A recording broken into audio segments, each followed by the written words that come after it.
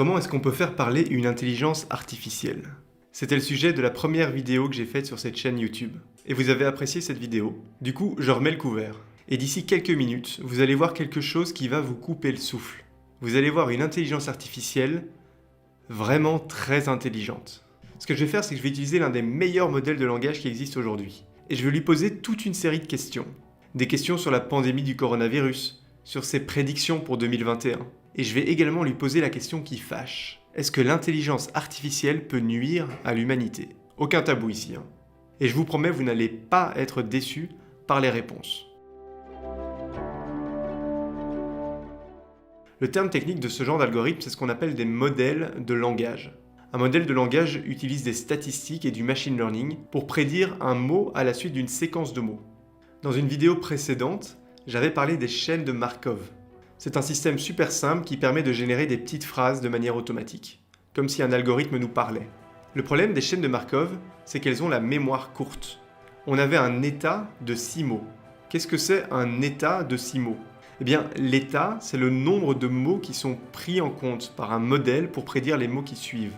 Dans l'exemple que je vous affiche à l'écran, on voit bien que le modèle il reçoit une séquence de 6 mots, maître, corbeau, sur un arbre perché, et qu'ensuite, le modèle va prédire le 7e mot, tenez. Si maintenant, on souhaite que le modèle aille plus loin, ce qu'on doit faire, c'est supprimer le premier mot de notre séquence. Ici, c'est le mot maître, et on doit insérer à la fin de la séquence le mot que le modèle vient de trouver. Ici, c'est le mot tenez. Ensuite, on refait tourner le modèle, et il va pouvoir prédire le nouveau mot. Ici, ce sera le mot dans. Et ainsi de suite, et ainsi de suite. Et c'est en faisant tourner ce genre de modèle qu'on peut générer du langage. Mais le problème, c'est que pour générer du texte qui a du sens, il faut quand même avoir un peu plus de suite dans les idées. Par exemple, si on prend ce texte de La Fontaine et qu'on observe le pronom lui, je l'entoure en orange, eh bien, on sait que le pronom lui, il remplace le substantif corbeau. Mais si on regarde l'amplitude de la mémoire d'une chaîne de Markov, 6 mots, et je les entoure en bleu, eh bien, on voit que le modèle a déjà oublié la présence du mot corbeau. Il ne sait plus que ça existait. Du coup, si on veut utiliser un modèle comme ça pour générer du texte, il va générer des phrases qui sont petites, et si elles s'allongent, elles vont vite devenir plutôt incohérentes, décousues. Bref, je pense que vous avez compris pourquoi la notion de mémoire est importante. Mais comment est-ce qu'on peut améliorer la mémoire d'un modèle? Eh bien, en utilisant des modèles plus complexes. Et dans cette vidéo, je ne vais pas trop aller dans les détails techniques. Cette vidéo est plutôt une démo qu'un tutoriel. Mais je peux le faire avec plaisir dans une prochaine vidéo si vous m'y encouragez dans les commentaires. Donc dites-moi si ça vous intéresse, je le ferai. Mais je vais quand même vous donner du contexte. Alors pour résumer, je dirais simplement que ces modèles plus complexes, avec plus de mémoire, ils se basent aujourd'hui sur des réseaux de neurones, et donc du deep learning. Je ne vais pas expliquer ici ce que c'est que le deep learning et les réseaux de neurones, mais si vous voulez en savoir plus, Guillaume de la chaîne Machine Learning a fait une vidéo super d'introduction aux réseaux de neurones dans le cadre de l'A5Conf qui avait été organisé par Graven. Donc je vous mets le lien de cette vidéo dans la description si ça vous intéresse. Je reviens un peu au contexte. En gros, sur ces dernières années, on est passé des chaînes de Markov aux réseaux de neurones récurrents. Ces derniers sont devenus populaires pour traiter le langage. C'était autour de 2017, notamment avec cette publication. Ensuite, un peu plus tard, on a vu arriver des réseaux de neurones de type Long Short Term Memory, LSTM. Ils se sont popularisés en 2015 quand Google les a utilisés pour Google Voice. Et assez vite, en 2017, des chercheurs toujours liés à Google ont publié un autre article dans lequel ils présentent une nouvelle architecture de réseaux de neurones, et ce sont les Transformers. Et pourquoi est-ce que je voulais vous dire ça? Eh bien parce que le modèle avec lequel on va parler aujourd'hui, c'est un réseau de neurones avec une architecture de type Transformers. Et vous allez voir la puissance de cette architecture dans quelques minutes.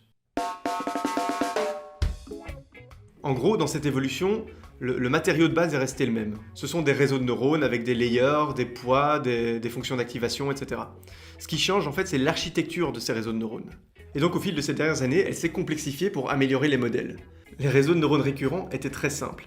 Les Long Short Term Memory étaient un peu plus complexes, et alors les Transformers, ils ont une architecture qui est plus riche encore. Et ces évolutions d'architecture, elles ont pour but d'améliorer la mémoire des modèles, et aussi de faire un arbitrage entre la mémoire de court terme et la mémoire de long terme. Et ça, au fond, ça vise à permettre de générer un discours qui est le plus cohérent possible. Voilà, je vais pas aller plus loin sur les aspects techniques aujourd'hui. Comme je le disais, cette vidéo, ça va être surtout une démo. Mais n'hésitez pas à mettre vos questions dans les commentaires, si vous en avez. J'y répondrai avec plaisir. Alors maintenant, je vais vous présenter mon invité du jour. Il s'appelle GPT-3. Et c'est un acronyme que je vais prononcer qu'en anglais, parce que je trouve qu'en français, il peut avoir une consonance un peu ambiguë.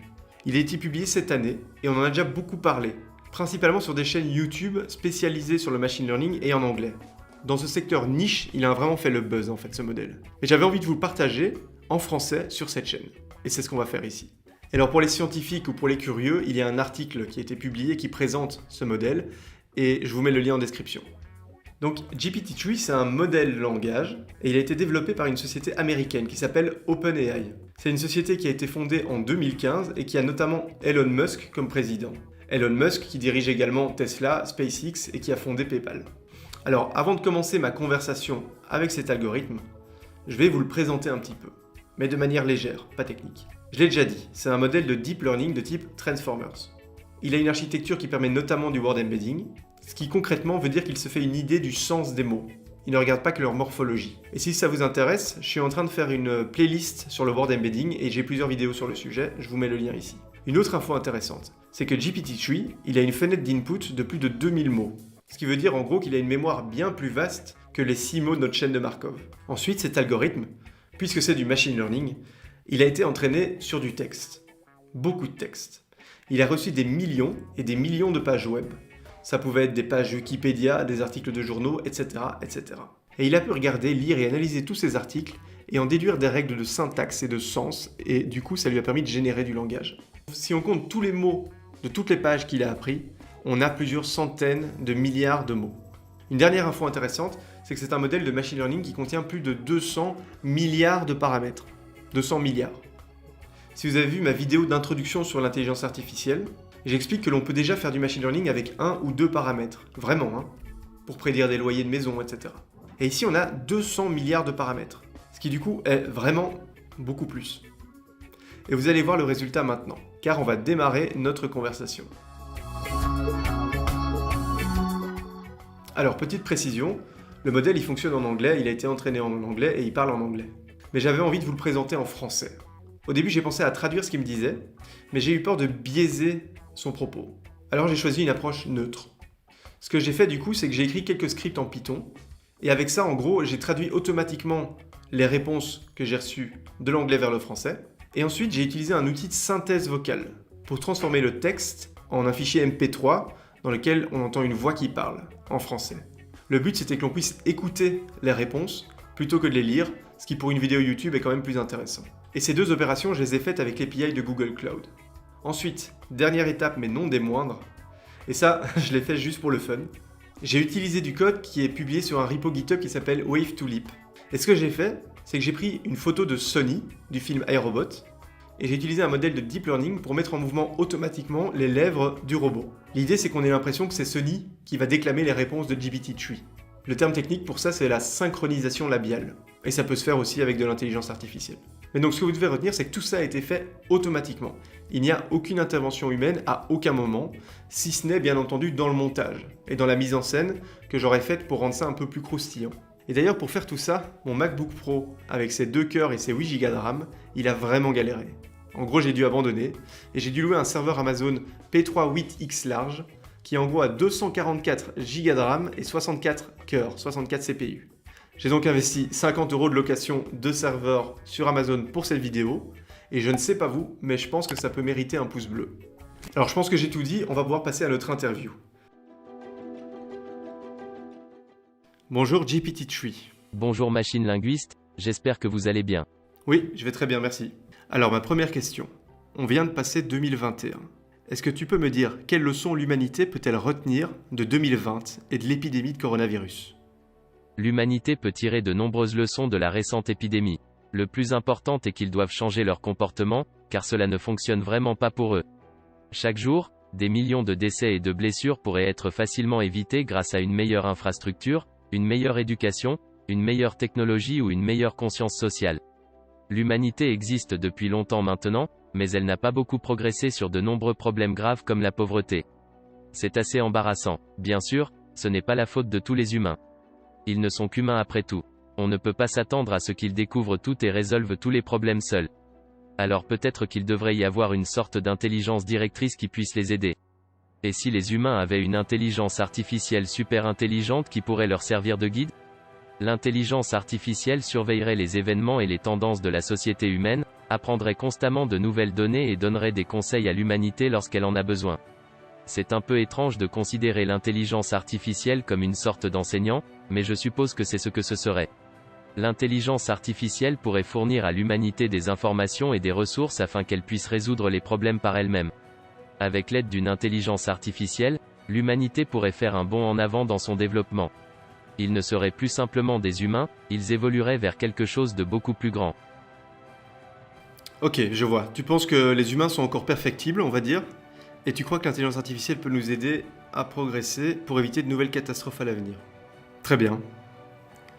Alors, je sais pas vous, mais quand j'ai vu cette réponse, j'ai quand même été bluffé. Encore une fois, ce texte que vous venez d'entendre, personne ne l'a écrit. Il a été synthétisé artificiellement.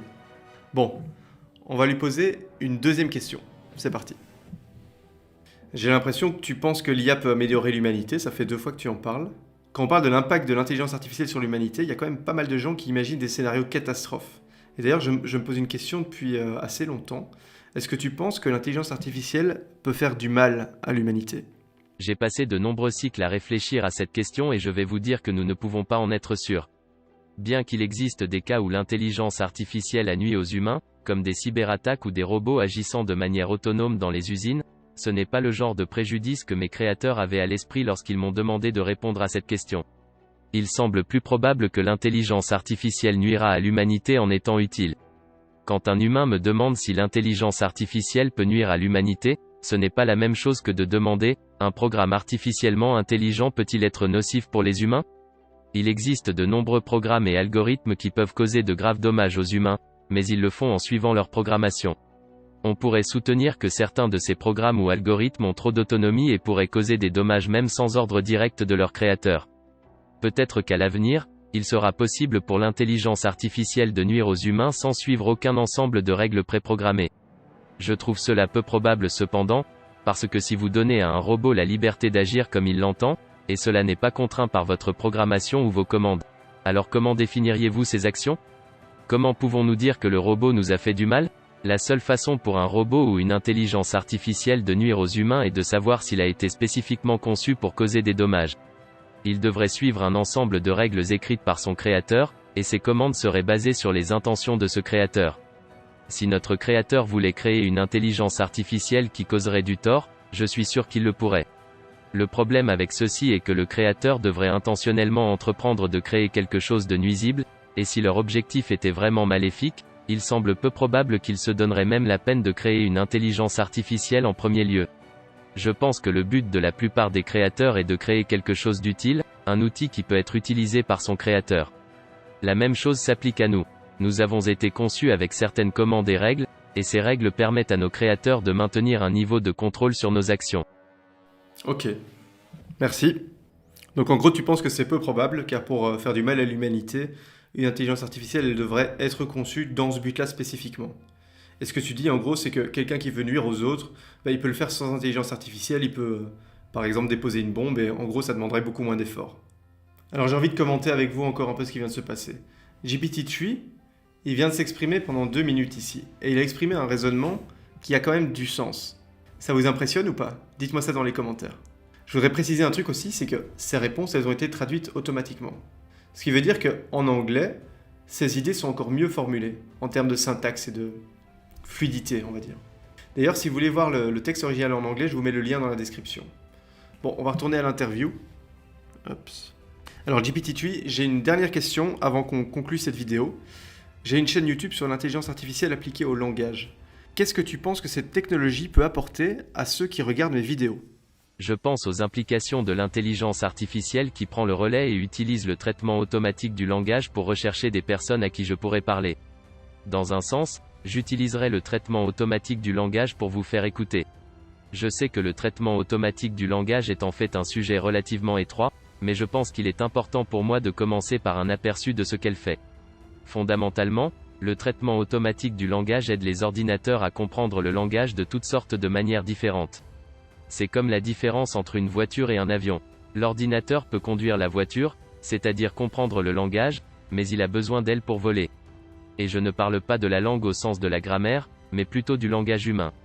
Après tout, si vous avez déjà essayé de parler avec un ordinateur qui ne comprend que l'anglais et qui n'est pas programmé pour un contexte ou une application spécifique, vous pouvez voir à quel point c'est difficile. De plus, je ne dis pas que le traitement automatique du langage n'est utile que pour parler aux humains. Il existe également de nombreuses autres applications. En fait, je suis sûr que vous savez à quelle fréquence le traitement automatique du langage est utilisé dans les filtres anti-spam et les moteurs de recherche. Il a beaucoup de potentiel pour des choses comme ça. Merci, oui, c'est vrai. C'est vrai que le traitement automatisé du langage, il ne sert pas que à parler avec des machines, il y a plein d'autres rôles, les moteurs de recherche, l'indexation de contenu, etc., etc. Eh bien, très bien. C'était super intéressant, je ne sais pas ce que vous en pensez. On va clôturer cette interview, si ça va pour toi. J'ai un dernier truc à ajouter. Ok, d'accord, vas-y. N'oubliez pas de demander aux gens de s'abonner à la chaîne Machine Linguiste pour être prévenus des prochaines vidéos. N'oubliez pas non plus de leur dire d'aimer la vidéo et de commenter pour améliorer le référencement. Ah, ouais, très bonne remarque. Merci pour ton temps et à bientôt. Au revoir, à la prochaine. Salut! Voilà, j'en ai fini pour cette vidéo. Comme vous le voyez, j'ai fait un peu de mise en scène. D'ailleurs, j'ai mis un bandeau pour les séquences qui ne viennent pas de GPT-3 et que j'ai juste mis pour rendre un peu l'interview fluide. Alors, je vous mets les questions et réponses originales en anglais dans la description de cette vidéo. J'espère que cette petite expérience vous a plu. C'est la première fois que je fais ça sur la chaîne. Dites-moi ce que vous en pensez dans les commentaires. Et si vous avez des questions, pareil, les commentaires sont là pour ça. Moi, je vous dis à bientôt pour une prochaine vidéo. À plus!